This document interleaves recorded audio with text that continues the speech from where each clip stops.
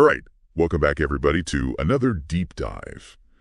Today we're going to be talking about something pretty amazing. We are going to be looking at the story of Emily Calandrelli. You might know her online as Space Gal. Yeah. She recently became the 100th woman in space. Wow. And, it's an incredible achievement. But there was this unexpected twist. Oh, okay. Which we're going to be diving into. Yeah. There was some negativity that followed this accomplishment. And that's too bad. yeah, so we're going to kind of unpack that. But we're also going to be talking about this really heartwarming moment of female solidarity that emerged from it. I like it. So, stick with us for this one. It's going to be pretty interesting. So for those who might not be familiar with Emily, can you give us a little background? Yeah, she's amazing. So she's an MIT engineer. She's a science communicator, TV host. Wow. Like a real powerhouse when it comes to STEM. And she is so good at making science accessible and exciting, especially for young girls. Yeah, she's such a great role model, really is. For sure. So recently, she got to live out a dream. I think a lot of us have, right? She went to space on a Blue Origin flight. Now, these are suborbital, meaning they reach space, they don't orbit the Earth. Right. They cross what's called the Kármán line, which is about 62 miles above sea level. Okay. And that's generally considered like the boundary between Earth's atmosphere and outer space. I see. So, you get to experience, a couple minutes of weightlessness, see the curvature of the Earth, take in that view from above. I can only imagine what that must be like. It's got to be incredible. Yeah, it must be just totally mind-blowing. So for Emily, this was more than just a personal achievement, though. Yeah, it was a huge milestone. I mean, she became the 100th woman to ever go to space. That number, 100. That's crazy when you really think about it. It took 2 decades for another woman to follow Valentina Tereshkova. Yep. She became the first woman in space back in 1963. Wow.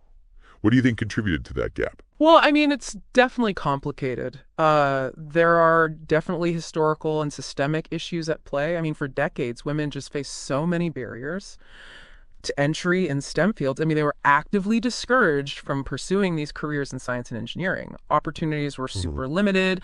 And even when they did break through those barriers, there were still societal expectations, biases that presented these ongoing challenges. Makes it even more remarkable that Emily achieved what she did. Absolutely. So, she makes it to space, and her reaction was pure joy. I mean, in the video released by Blue Origin, she looks out the window, she just has this awestruck expression, and she exclaims, "Oh my God, this is space." Just captures the wonder and excitement of space travel, Totally. You can really feel it, like her genuine emotion. Yeah. But this is where things get a little rough. Oh, no. Yeah. I mean, instead of people sharing in her joy, Emily was met with this wave of online negativity. Sadly. Yeah. Specifically from certain corners of the internet. Oh, man. That must have been so disheartening. Yeah. I mean, what kind of negativity were we talking about here? So it was everything from dismissive comments about how enthusiastic she was to outright harassment. A lot of it was just disturbingly sexualized. Yeah, that's awful. Yeah. And the focus, it completely shifted from this incredible achievement to her emotional response, which was ridiculed and criticized. Wow. It's just wrong. And this was so bad that Blue Origin actually edited the video. Yes. They edited the video to try and minimize the harassment she was getting. No way. Yeah, the original one had Emily's unfiltered reaction, but they ended up removing it and replacing it with a version that downplayed her emotion. That's crazy. It's crazy that it got to that point. I know. But, Emily didn't let this negativity get to her. She didn't let the trolls win. She said, and I'm quoting here, "I refuse to give much time to the small men on the internet." Good for her. I felt experiences in my soul. I mean, she didn't shy away from expressing her joy. She didn't apologize. Right. For being genuinely happy. Right. So much respect for that. Totally.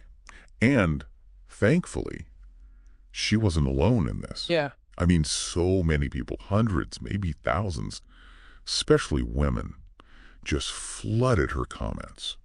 With support and encouragement, people shared stories of watching the launch with their daughters, expressing hope for a future where girls can reach for the stars without fear of being judged or harassed. It's really amazing how her story resonated with so many. Absolutely. And sparked such a wave of solidarity. I mean, amidst all that negativity, there was one moment in particular. Okay. It was just so heartwarming. Okay. Tell me about the flight attendant. Oh, yeah. So picture this. Emily's flying home after her spaceflight, probably still processing everything, all the emotion from the backlash. She's getting off her Southwest flight. And a flight attendant recognizes her. As Emily's walking by, the attendant just leans in and whispers, "Don't let them dull your shine." Oh, wow, I love that. Right. I mean, it's such a small gesture. Yeah. But so powerful. Totally. Like, it just embodies that strength of female support, the power of human kindness, to cut through all the noise. I love it. And then Emily's reflections on the whole experience add another layer to it. Sure. She compares seeing Earth from space to seeing her children for the first time. Wow. Describing it as like that same overwhelming sense of awe, wonder, connection.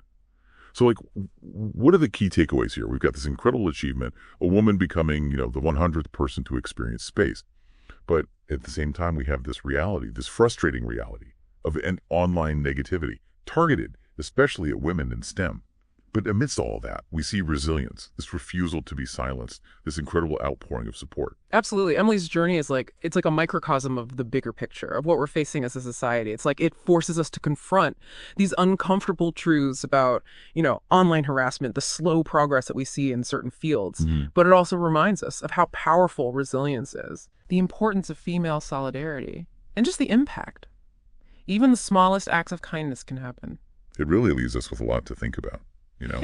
How do we ensure that these milestones, these future milestones, are celebrated for what they are, these accomplishments, and not overshadowed by all this negativity online? Yeah. How can we contribute to a more supportive environment, both online and offline? What little things, what words of encouragement can we offer to those who are, reaching for the stars? It's a question for all of us to consider.